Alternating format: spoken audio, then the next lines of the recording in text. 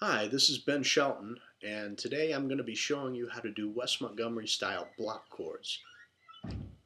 Now this is particularly interesting because you might listen to old Wes Montgomery recordings and wonder how he's able to be so fluid of an improviser when he's playing whole chords. Well, there's a system to it. You put the chords in a scale.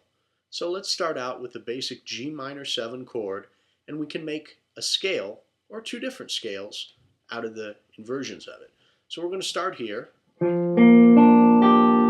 we just bar straight across at the 3rd fret and get the top 4 notes. Notice that the 1 is on top, the G. Got this flat 7th on the bottom, then your minor 3rd, then your 5th. So you got all the chords that you need to make a minor 7th, or all the notes you need to make a minor 7th chord. So then we're going to invert it. So we're going to take the minor 3rd and stick it on top. We end up with this voicing here. Take a minute and you can see how that lays on the guitar. Try putting your fingers on the shape. Notice how I have my pinky free. And there's a reason I do that. It's so if I want to do this, for example, and put the different note in there, I can do that. I have freedom. So I'll just play that, and I'm barring 2 notes with my middle finger on the top 2 strings. So then I'm going to do the next inversion of that. So that's now going to put the 5th on top. I'll lean over and you can see that a little better. So it's going to be like that, where you bar across on the 8th fret, and then on the G string you put the finger on the 10th fret, and on the E string you put your finger on the 10th fret. So now we're going to take the same notes and we're going to invert it again, so we end up with the flat 7th on top. So notice that here my middle finger is barring across 2 different strings at the 12th fret. So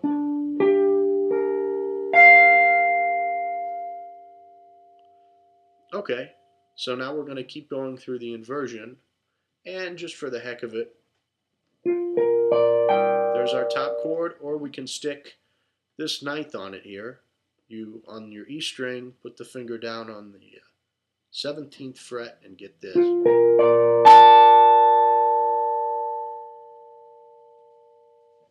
So, to recap, you have this chord,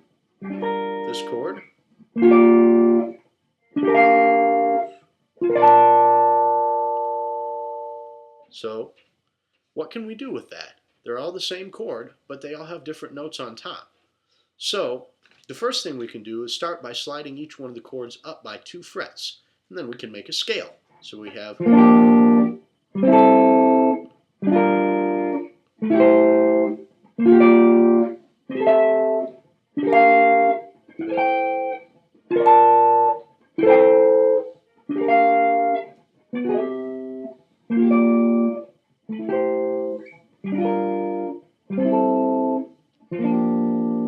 So we can do a scale. The scale will go up and down, and you might want to practice that as an exercise. So that's one way to do it. And then the next way to do it is to fill in with diminished chords. So the chord that we're going to use is going to be an A diminished chord like this. So what we're going to do is bar across at the 4th fret, and then we're going to stop the strings on the G string at the 5th fret and on the E string at the 5th fret. So we're going to end up with the diminished chord. And the cool thing about the diminished chord is because each note is a minor 3rd apart from the next note, both on top and below it, you can invert that chord by just moving it up 3 frets. So we have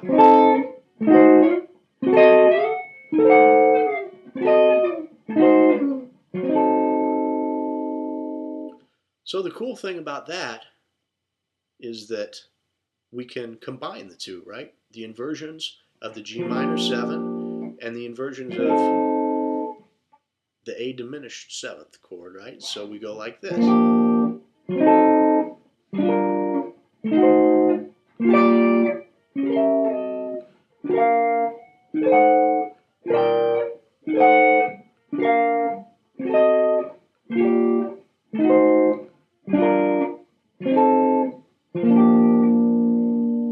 So then we end up with a scale.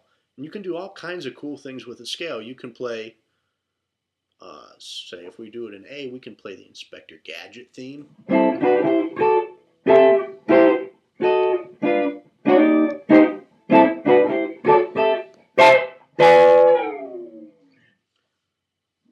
And you can just, any melody you can think in your head, you can generally harmonize with some sort of chord like that.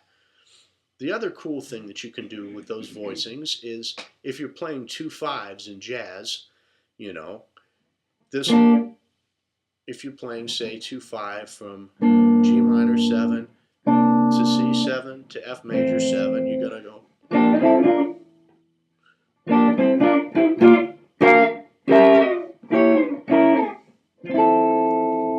And you can play a 2/5 like that, just with the patterns. If you listen to Wes Montgomery, he does a lot of that. So think of this lesson not as an end, but as a useful tool to have in your bag and something that you might want to play with. I would suggest that you learn how to do the scale both ways and then practice with it. Try harmonizing melodies you come up with in your head. And when you get pretty good at it, try figuring out a couple Wes Montgomery chord solos. And you'll find that a lot of what he plays follows patterns like this, but a lot of what he plays is also different and spontaneous, and that you can pick up little tricks and harmonic curly cues, so to speak, by figuring out what it is that he's playing and going back in your head and saying, okay, what was he thinking when he played that? And then applying the rules that you figure out there to your own playing to create something new. Anyway, I hope the lesson was helpful for you. This is Ben Shelton, and I hope you had a wonderful day.